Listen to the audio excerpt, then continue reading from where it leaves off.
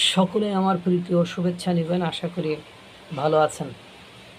একজন মানে সংসদ সদস্য বা একজন মন্ত্রী কত বড় গাধা হলে বা একজন রাষ্ট্রপতি কত বড় গাধা হলে এই ধরনের বক্তব্য দেয়, সেই ধরনের বিষয়টি আপনাদেরকে আজকে জানাবো। পাকিস্তানে মুসলিমরা হিন্দুদের সহ্য করে ধর্ম পালন করতে দেয়, এরকম বিস্ফোরক মন্তব্য করেছেন পাকিস্তানের স্বাধীনতা দিবসের অনুষ্ঠানে রাষ্ট্রপতি আসিফ আলী জারদারির একটি মন্তব্য ঘিরে তীব্র বিতর্ক তৈরি হয়েছে। দেশের হিন্দু সংখ্যালঘুদের প্রসঙ্গে সহ্য বা টলারেট শব্দটি ব্যবহার করে তিনি যে বক্তব্য দিয়েছেন তা নিয়ে ভারত পাকিস্তান দুই দেশেই আলোচনা শুরু হয়েছে। একই বক্তব্যে জারদারি ভারতের অখণ্ড ভারত ভাবনার প্রসঙ্গ টেনে আনেন। ফলে স্বাধীনতা দিবসের মঞ্চে তার মন্তব্য নতুন করে দুই দেশের রাজনৈতিক ও সামাজিক অবস্থান নিয়ে বিতর্ক উস্কিয়ে দিয়েছে।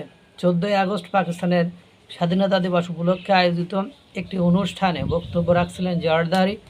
সেখানেই ভারতের প্রসঙ্গ তুলতে গিয়ে তিনি বলেন, ভারতীয়দের নিজেদের একটি এজেন্ডা রয়েছে এবং তারা অখণ্ড ভারত এ বিশ্বাস করে। তার বক্তব্য অনুযায়ী পাকিস্তান সেই ধারণার সঙ্গে একমত নয়, কারণ পাকিস্তান নিজেদের একটি মুসলিম দেশ হিসাবে দেখে। এরপর দেশের হিন্দু সম্প্রদায়ের প্রসঙ্গে তিনি দাবি করেন পাকিস্তানের মুসলিমরা সেখানে থাকা হিন্দু জনসংখ্যাকে সহ্য করে এবং তাদের ধর্ম পালনের স্বাধীনতা দিয়েছে। জারদারির বক্তব্যের সবচেয়ে বেশি আলোচিত অংশ অবশ্যই 3 থেকে 4% হিন্দু প্রসঙ্গ। পাকিস্তানের রাষ্ট্রপতি দাবি করেন দেশের মোট জনসংখ্যার 3 থেকে 4% হিন্দুকে মুসলিমরা সহ্য করে, কিন্তু এখানেই সরকারি পরিসংখ্যানের সঙ্গে তার বক্তব্যের বড় অমিল সামনে এসেছে। পাকিস্তান ব্যুরো অফ স্ট্যাটিস্টিক্সের 2023 সালের আদমশুমারির তথ্য অনুযায়ী পাকিস্তানের হিন্দু জাতি জনসংখ্যা 38.67 লক্ষ এবং শিডিউল কাস্ট জনসংখ্যা প্রায় 13.49 লক্ষ। দুই শ্রেণী মিলিয়ে সংখ্যা প্রায় 52.17 লক্ষ। মোট 24.5 কোটির জনসংখ্যার হিসেবে এই দুই শ্রেণীর সম্মিলিত অংশ প্রায় 2.17%। অর্থাৎ জারদারির বলা 3-4% হিসাবটি পাকিস্তানের সর্বশেষ সরকারি আদমশুমারির সঙ্গে মেলে না। পাকিস্তানের নিজস্ব 2023 সালের সেন্সাস রিপোর্টের হিন্দু হিসাবে 1.61% হিসাব দেওয়া হয়েছে। পাশাপাশি শিডিউল্ড কাস্ট এর জন্য আলাদা শ্রেণী রয়েছে। ফলে কোন শ্রেণীকে কিভাবে গণনা করা হচ্ছে তার উপরও শতাংশের হিসাব কিছুটা বদলাতে পারে, কিন্তু রাষ্ট্রপতির বক্তব্যে ব্যবহৃত 3-4% সংখ্যা সরকারি সেন্সাসের সরাসরি প্রতিফলন নয়।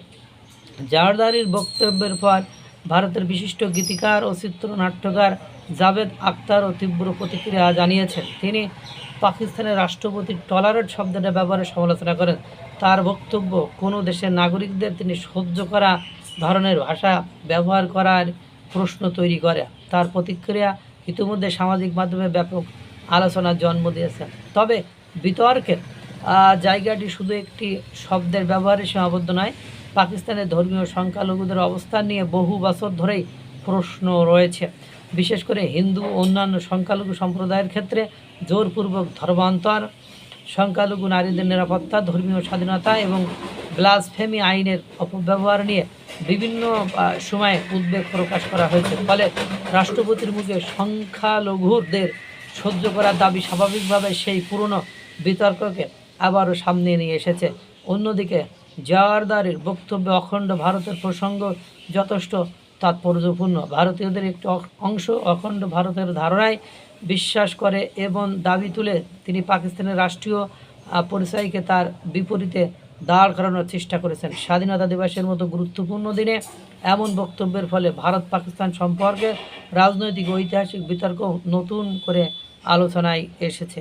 এদের হাবলুস মার্কা পাবলিকগুলোর কারণেই পাকিস্তান অতি দ্রুত সময়ের মধ্যে ভেঙে টুকরো টুকরো হয়ে যাবে।